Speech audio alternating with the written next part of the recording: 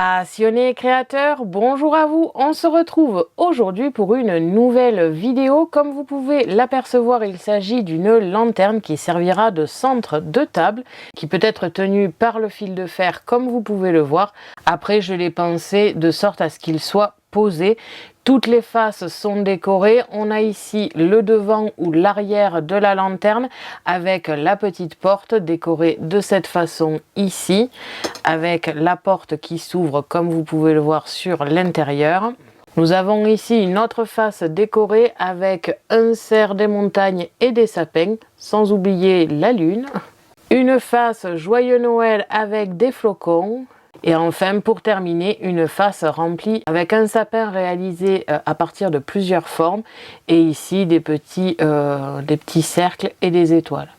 On a le haut qui est découpé aussi. Alors, pour l'avoir vu avec cette bougie que j'ai à l'heure actuelle, elle n'est peut-être pas assez puissante, ce qui fait que ça ne laisse pas passer de lumière en haut.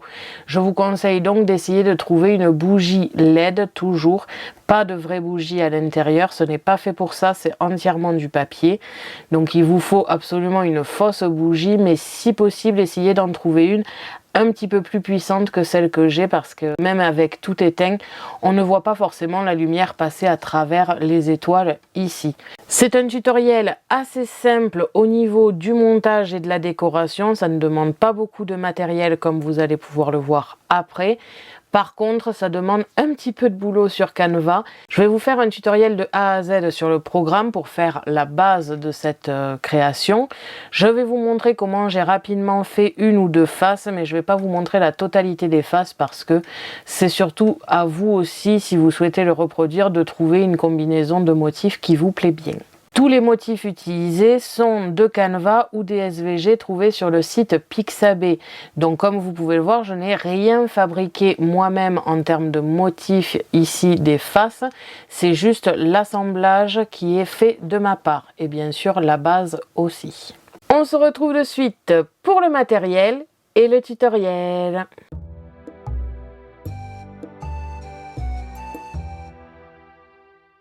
Pour cela, vous aurez besoin de ciseaux, d'un plioir pour aider au pli, du fil de fer, si possible aux couleurs de Noël ou doré, des strass et des stickers comme d'habitude, plusieurs types de colle. Dans cette vidéo, j'ai utilisé la Tacky Glue pour le montage de la boîte pour avoir un peu plus de solidité, la colle Zig pour le collage du papier calque sur les petits motifs, et enfin du double face. Les brosses Nelly Choice pour colorer l'intérieur de la boîte. Si vous avez un papier qui est décoré des deux côtés, vous n'en aurez pas besoin. Et pour assombrir l'intérieur, j'ai donc utilisé la Distress Oxide Black Soot. Du papier calque, du papier scrap sur le thème de Noël assez sombre. Et enfin les essentiels Scan & Cut, c'est-à-dire la Scan & Cut, le support de lame et la lame standard ou auto-ajustable comme ici. Et enfin, le support adhésif standard. On se retrouve de suite pour le tutoriel.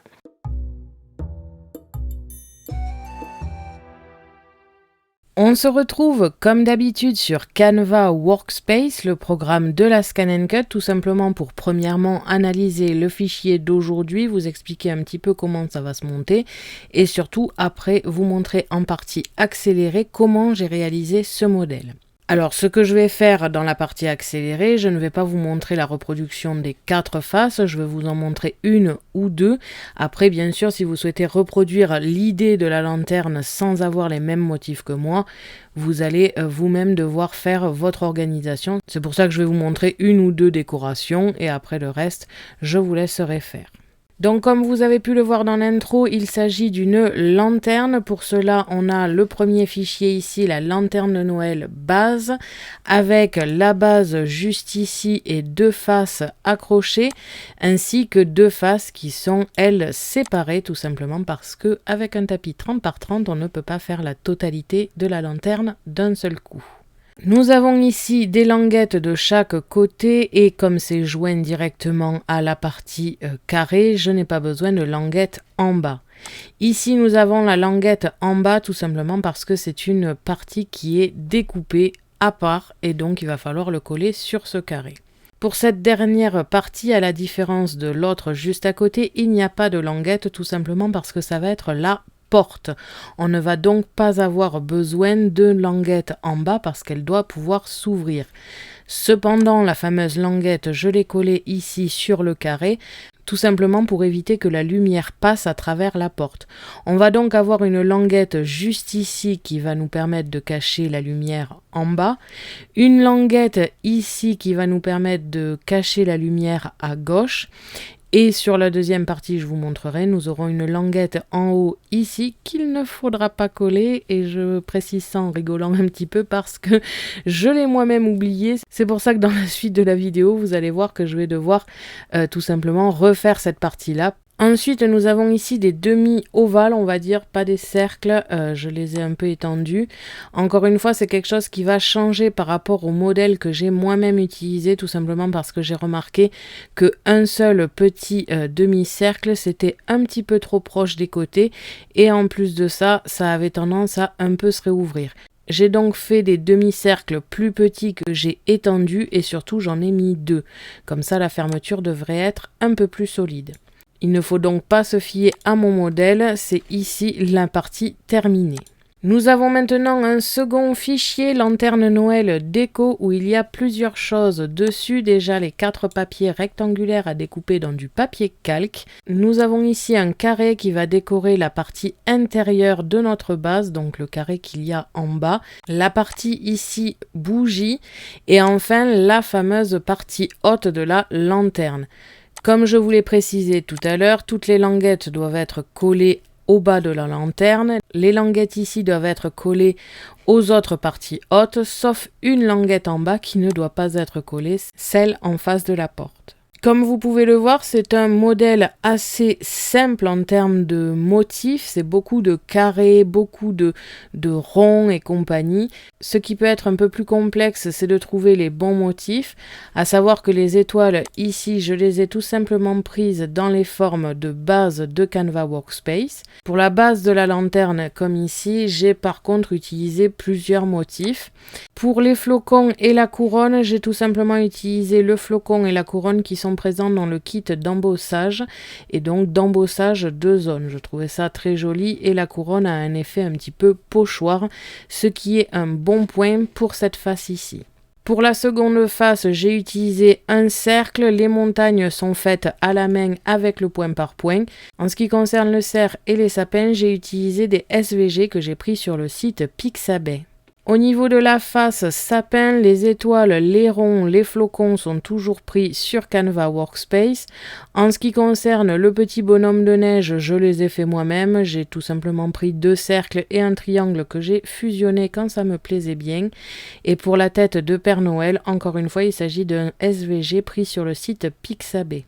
Et pour finir, ici, ce sont les mêmes flocons qui sont juste plus ou moins petits selon les conditions. Et le joyeux Noël a été écrit avec Canva Workspace et l'écriture BCM PC Tennessee qui en principe se trouve directement dans les polices de Canva Workspace. Comme d'habitude, je vous fournis sur le blog les fichiers FCM pour que vous n'ayez pas besoin de refaire ce modèle. Sinon, vous pouvez regarder la partie accélérée qui va se passer juste maintenant pour savoir comment j'ai créé cette lanterne. Et donc, c'est parti!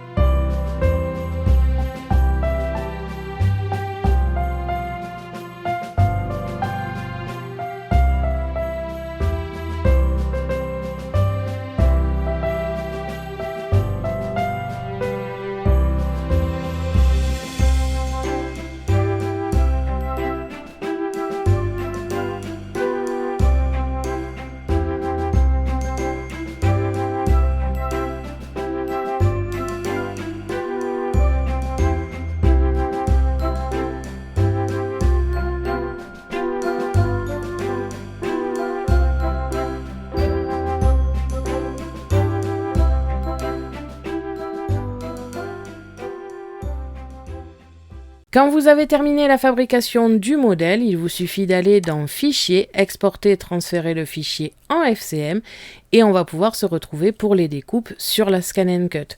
Je vais personnellement utiliser via clé USB parce que j'ai quelques soucis de connexion avec la Scan & Cut en ce moment, mais bien sûr vous choisissez le moyen de transfert que vous désirez. Et donc c'est parti pour les découpes.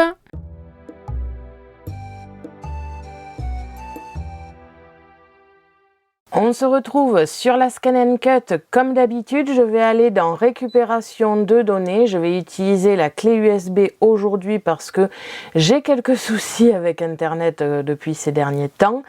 Je vais donc utiliser ça, mais bien sûr vous choisissez le moyen de transfert que vous désirez. Je vais insérer ma clé et récupérer mes modèles. Je vais commencer par la déco parce que ça risque d'être le plus rapide et ensuite je ferai la base. On va donc pouvoir commencer les découpes. Et donc, c'est parti!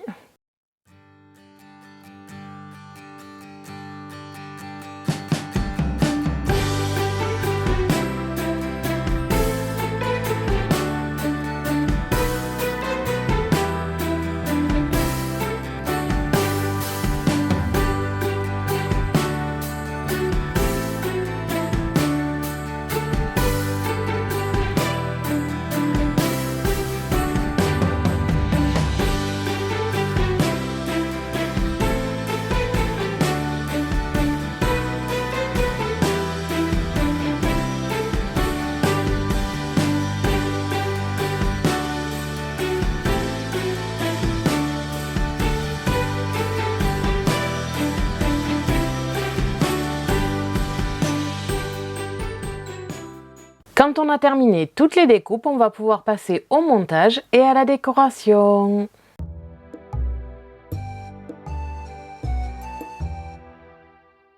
Vous devez donc obtenir tous ces éléments, c'est-à-dire la base avec les deux côtés ici, avec donc les découpes. D'ailleurs, en parlant des découpes, sachez quand même que ça va prendre un petit peu de temps. Vous allez sûrement passer plus de temps à la découpe qu'au montage finalement.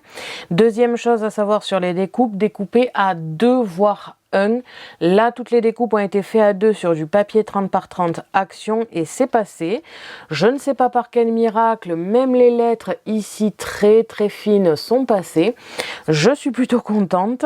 Donc voilà, je préfère le préciser, il faudra le découper à petite vitesse et ça va prendre un petit peu de temps.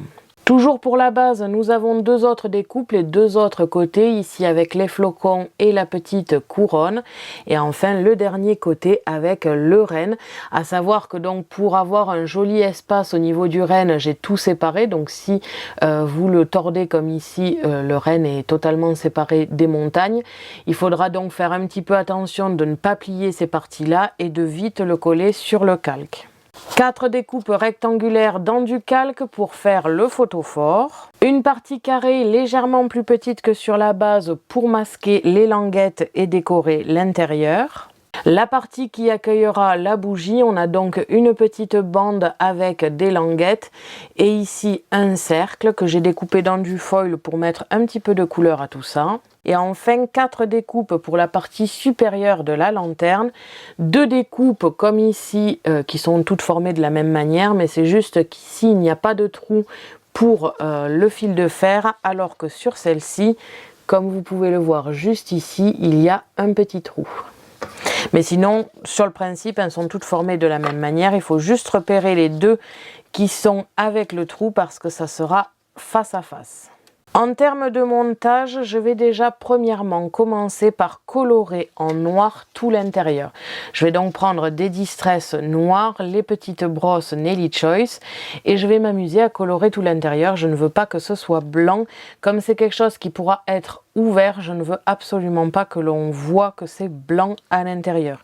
Et comme tous mes papiers sont très sombres, j'ai décidé de partir sur du noir. La seule partie où je ne vais pas le faire, c'est évidemment la partie carrée car c'est elle qui va permettre de décorer, mais la partie d'en dessous, elle sera colorée. La partie cercle non plus, car ce sera le dessus qui sera visible. Donc je vais passer pas mal de temps à faire cette coloration là.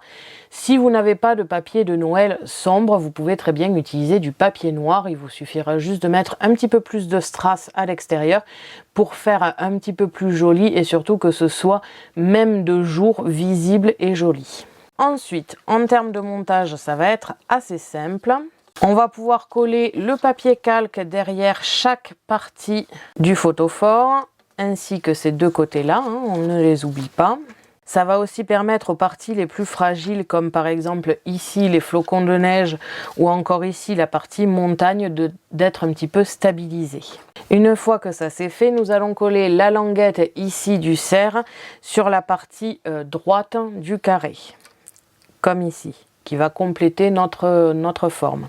Et enfin, la partie avec la couronne ne devra pas être collée sur le bas, mais sur le côté ici, pour permettre l'ouverture. Et j'ai réalisé un petit demi-cercle sur chaque côté ici, pour faire la fermeture de la boîte, comme ceci.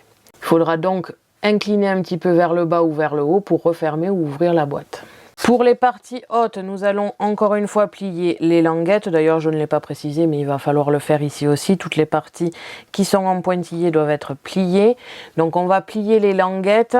En face à face, nous allons mettre ceux avec les cercles, comme ici. Et sur les deux autres côtés, les deux autres hauts. Eux, je ne vais pas mettre de papier calque, je trouvais ça plus joli que la lumière soit vraiment plus puissante à ce niveau-là, vu que ça va être en haut. Ça va déjà pas être super visible, je pense. Donc il ne faut pas mettre de papier calque, sinon ça risque de masquer un peu trop la lumière. Nous allons coller la partie carrée pour camoufler un peu la languette d'ici. On va venir plier chaque languette de la bande et l'entourer autour du cercle pour pouvoir après y mettre la bougie. Je vais bien évidemment le faire en accéléré parce que ce n'est vraiment pas compliqué. Comme je vous l'ai dit, le plus dur c'est les découpes parce que c'est très long. Mais sinon après en termes de montage, il vous suffit de plier, coller les languettes et vous aurez quelque chose de très joli. Je vais donc me lancer dans la coloration et ensuite dans le montage de la boîte. Et donc c'est parti!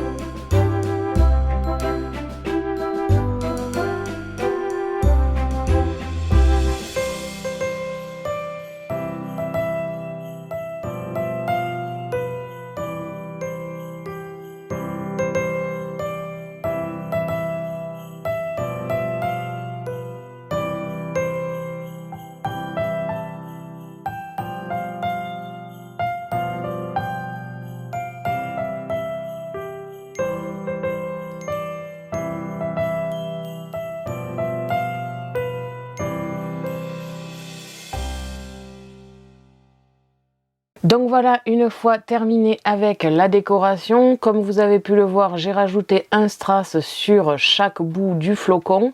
Ici, je trouve que du coup en journée, ça fait très joli, ça fait ressortir le flocon. Ici sur le côté sapin, j'ai préféré faire juste une bande de strass en bas. Et on a la décoration du sapin ici. J'ai réalisé la même chose de ce côté, au côté du cerf, avec juste une bande de strass en bas. Et sur la porte, j'ai ici la couronne avec juste un strass de chez Action, encore bleu, dans les tons donc de la création. Donc voilà, une fois terminé, alors c'est sûr, encore une fois, comme je vous l'ai dit, c'est vraiment très joli. Une fois tout éteint, ça ressort énormément tous les motifs. Et comme vous pouvez le voir, c'est tout de même assez simple. Bien sûr, faut pas oublier la petite languette ici à ne pas coller. Mais quand on l'oublie, bon, ça rajoute un peu de boulot, mais c'est pas grave non plus. Et comme vous pouvez le voir, ça ne se voit pas que ça a été rajouté malgré tout. Et dans tous les cas, c'est simplement pour avoir une porte pour ouvrir et fermer la lanterne et éteindre et allumer la bougie. Donc, ce n'est pas bien grave si c'est pas très joli. De toute façon, c'est juste pour pas qu'il y ait de lumière qui passe sur les côtés ici de la porte. Vous pouvez faire plus simple en termes de décoration si c'est une lanterne qui reste lanterne et qui doit être par exemple posée sur une étagère toujours dans le même sens ou qui est portée par un enfant ou par un adulte toujours dans le même sens. Vous pouvez décorer seulement deux faces et laisser deux autres faces.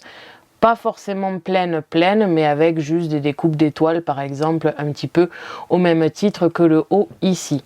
Là-dessus, c'est vous qui décidez. Je l'ai pensé en centre de table, c'est pour ça que toutes les faces sont décorées, pour que chaque personne assise ait une face décorée. Et donc voilà, la lanterne est maintenant terminée et j'espère que ce tutoriel vous aura plu.